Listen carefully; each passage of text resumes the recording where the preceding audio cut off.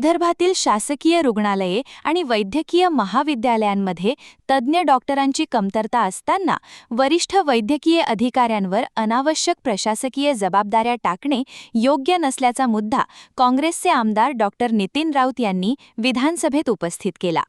सभागृहात बोलताना डॉक्टर राऊत म्हणाले की रुग्णालये व वैद्यकीय महाविद्यालयांच्या इमारतींचे बांधकाम सार्वजनिक बांधकाम विभागामार्फत केले जाते. अधिष्ठाता हे वैद्यकीय क्षेत्रातील तज्ज्ञ असून अभियंते नाहीत. त्यामुळे बांधकामाशी संबंधित बाबींसाठी त्यांना जबाबदार धरणे अथवा त्यांच्यावर दबाव टाकणे योग्य नाही. अशा प्रकारामुळे तज्ज्ञ डॉक्टरांचे मनोधैर्य खच्ची होत असून त्यांच्या वैद्यकीय सेवांवरही परिणाम होत असल्याचे त्यांनी सांगितले. अध्यक्ष महोदय, कुठल्याही शासकीय महाविद्यालयाच्या बांधकाम हे PWD मार्फतच केलं जातं. हा अधिष्ठाता हा तो काम करत नाही. आणि आता ज्याचा उल्लेख सन्मानित सदस्यांनी केला की अशा चांगल्या डॉक्टरांना तर आमचं विभाग संरक्षण दिलंच, परंतु जे नेत्र विभागाची जी इमारत आहे त्याचं स्ट्रक्चर ऑडिटचे पैसे आम्ही भरलेले आहेत. ते ताबडतोबीने आदेश आल्यानंतर आम्ही ते नक्की नवीन बांधू. राऊत साहेब बोला. अध्यक्ष महोदय, खरं पाहिलं तर आज राज्यामध्ये तज्ज्ञ डॉक्टरांची फार मोठी वानवा आहे.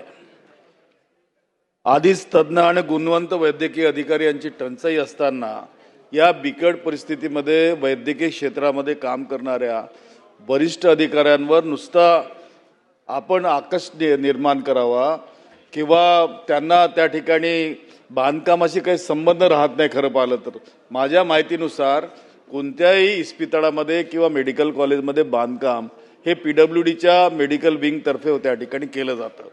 आणि अधिष्ठाता हे वैद्यकीय तज्ज्ञ असतात, काही अभियंते नाही आहेत.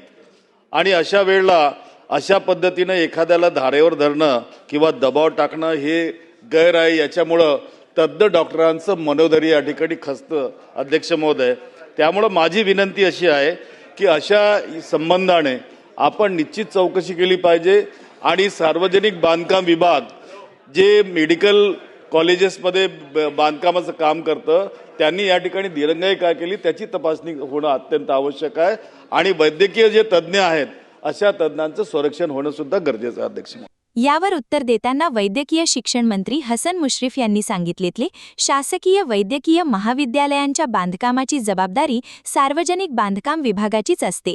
संबंधित नेत्र विभागाच्या इमारतीच्या स्ट्रक्चर ऑडिटसाठी आवश्यक निधी मंजूर करण्यात आला असून अहवाल प्राप्त होताच नवीन इमारतीचे बांधकाम हाती घेण्यात येईल. कॅमेरामॅन सचिनसह सनी भोंगाले, शंखनाद न्यूज, नागपूर. क्या हुआ बहू? माँ, पाइल्स की बहुत तकलीफ हो रही है. तो तुम गुदरोग सर्जन के पास क्यों नहीं गई? देखो, जैसे हार्ट के लिए हार्ट स्पेशलिस्ट, ब्रेन के लिए ब्रेन स्पेशलिस्ट, तो पाइल्स के लिए पाइल्स स्पेशलिस्ट क्यों नहीं? स्त्री हो या पुरुष, टॉयलेट में तकलीफ केवल पाइल्स ही नहीं और भी कई प्रकार के गुदरोग तथा कैंसर भी हो सकता है. इसीलिए इसकी प्रत्यक्ष जांच जरूरी है. ठीक है माँ, पर जांच के लिए हम जाएंगे कहाँ? वही काले आयुर्वेदिक पाइल्स हॉस्पिटल में. लेकिन माँ, प्रेगनेंसी में पाइल्स की दवाइयाँ? प्रेगनेंसी में आयुर्वेदिक दवाइयाँ सुरक्षित होती है. जनहित में जारी. काले आयुर्वेदिक पाइल्स हॉस्पिटल, औषधि चिकित्सा तथा सर्जरी ट्रीटमेंट उपलब्ध. हमारा पता उमरेड रोड, दिघौरी बस स्टॉप के पास, नागपुर. अधिक जानकारी के लिए वेबसाइट पर जाएं kalepileshhospital.com.